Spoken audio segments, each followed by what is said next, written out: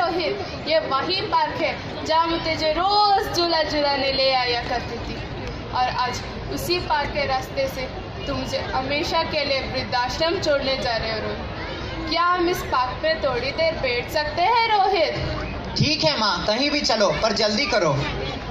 रोहित रोहित, इस सीट को देखो ना रोहित, ये वही सीट है जहाँ मैं तुझे घंटों कहानियाँ सुनाया करती थी। ठीक है माँ, कहीं भी चलो, पर जल्दी करो। रोहित रोहित, वो क्या है बेटा? वह गिलहरी है माँ। माँ, तुम्हें तो पता है महंगाई कितनी बढ़ती जा रही है, लोगों का गुजारा भी मुश्किल हो रहा है, इसलिए मैं तुम्हें और पिताजी को वृद्धाश्रम भेज रहा हूँ। ये क्या है माँ? ये सुधा को दे देना बेटा। ठीक है माँ, मैं उसे दे दूंगा। रोहित रोहित, उसे देखो ना, वो क्या है? कहा ना माँ, वो गिलहरी है। माँ, सुधा नौकरी करना चाहती है। मुकुल का ध्यान रखना बेटा, उसे मारना मत। मैं भला उसे क्यों मारूंगा, वो मेरा ही तो बेटा है।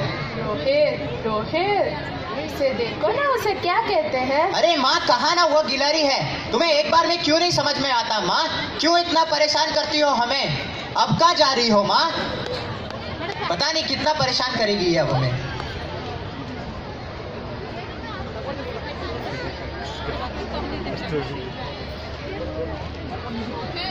रोहित, इसे पढ़ो ना बेटा।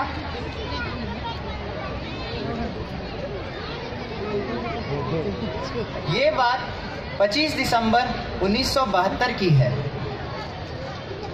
तब मेरा रोहित 2 साल का हो गया था।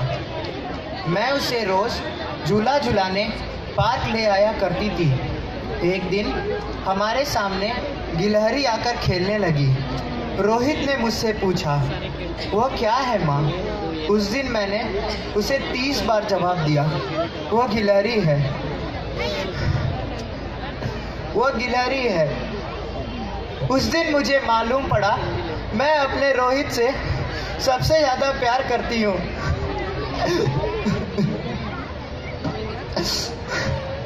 माँ, मुझे माफ कर दो माँ, मुझे माफ कर दो। मुझसे बहुत बड़ी गलती हो गई माँ, मुझे माफ कर दो। मुझे माफ कर दो माँ, मुझे माफ कर दो। मैं पैसों की चकाचौंध में अंधा हो गया था, जो अपने ही माँ बाप को घर से बाहर निकाल बैठा।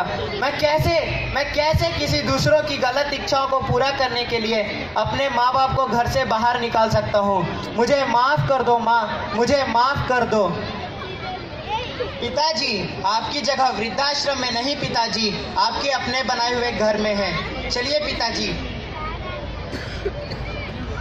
चलो माँ, घर चलो। नहीं बेटा नहीं, बेटा नहीं, हमने तुम्हें माफ कर दिया, लेकिन घर चलने के लिए मत बोलो।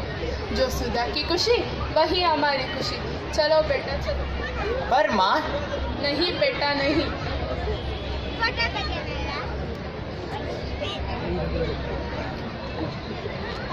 अरे वाह, चलो माँ को ये खुशखबरी दे दो कि मैंने अपने सास ससुर को वृद्धाश्रम भेज दिया। चलो माँ को फोन लगाती हूँ।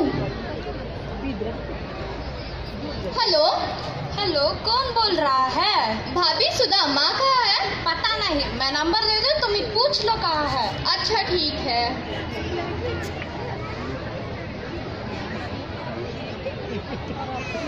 हेलो हेलो माँ, मैं कब से बात करने की कोशिश कर रही हूँ, फिर भाभी ने मुझे ये नंबर दिया। क्या बात है सुधा, बड़ी खुश लग रही हो? हाँ माँ, खुशी की तो बात है, आज मैंने अपने सास ससुर को वृद्धाश्रम भेज दिया। क्या क्या तुमने भी उन्हें वृद्धाश्रम भेज दिया? तुमने भी मतलब? अब कहाँ हो माँ, कुछ बोलती क्यों नहीं? वही बेटा, जहाँ तुमने अपने सास ससुर को भेजा, तुम्हारे भैया भाभी ने मुझे वही भेज दिया।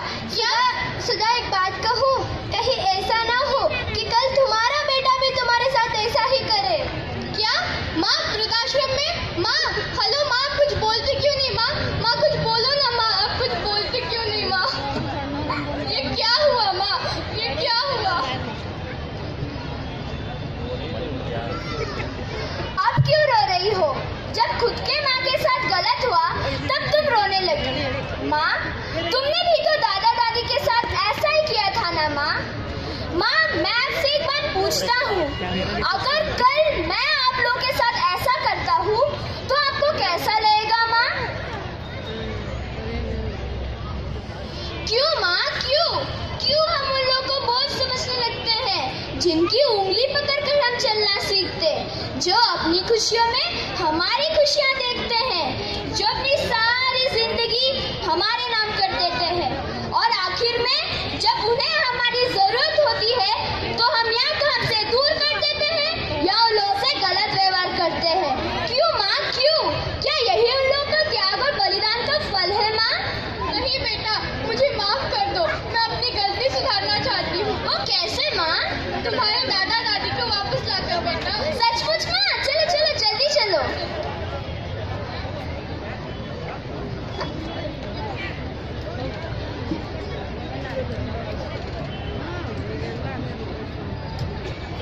माताजी, पिताजी, आप जरा बैठिए, मैं जरा बात कर कर आता हूँ।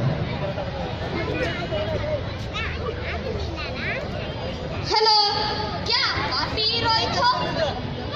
हाँ, मैं ही रोहित हूँ। मैंने कल फोन पे आपसे बात की थी वृद्धाश्रम के लिए। ये लीजिए फॉर्म, इसे भर दीजिए, बक्सा मैं कर दूंगा। ठीक है, मैं इसे भर देता हूँ।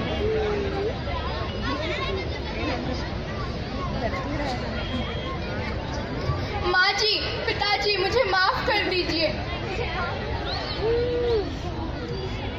माँ जी, पिताजी, मुझे माफ कर दीजिए।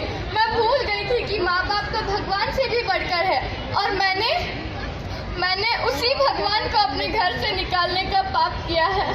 मैं इतनी पागल थी जो कि अपनी ही घर की नींव को उखाड़ फेंकना चाहती थी। मुझे माफ कर दीजिए माता जी, मुझे माफ कर दीजिए। नहीं बेटा नहीं, गलती तो बच्चों से ही होती है। तुम्हें अपनी गलती का एहसास हुआ, यही हमारे लिए बहुत बड़ी बात है। मैं सब लोगों से यही कहना चाहती हूँ कि जितना अधिकार अब बच्चों को जीने का है, उतना ही अधिकार हम बुजुर्गों को भी है। चलो बेटा चलो। तो दोस्तों, अंत में मैं यही कहना चाहता हूँ, फूल कभी दोबारा नहीं खिलते, जन्म कभी दोबारा नहीं मिलता। मिलते हैं लोग हजारों, मगर गलतियाँ माफ करने वाले माँ बाप नहीं मिलते। ये तो सच है कि भगवान है मगर फिर भी अनजान है।